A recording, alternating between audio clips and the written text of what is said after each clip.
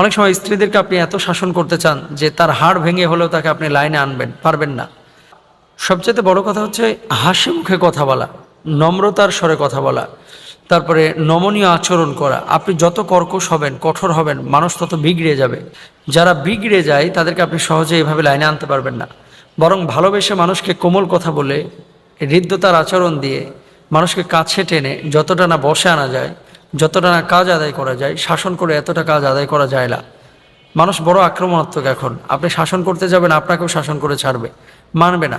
সুতরাং স্ত্রীদের সঙ্গে ভালো আচরণ করবেন, মিষ্টি কথা বলবেন, স্ত্রীদেরকে ভালোবাসবেন। আবার স্বামী যদি বিগড়ে যায়, স্ত্রীকে বলবো আপনি শুধু ভালোবাসার কথা বলেন, আপনিও বিগড়াবেন না।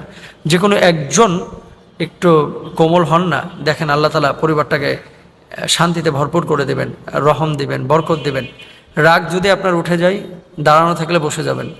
যদি বসে রাগ উঠে যায়,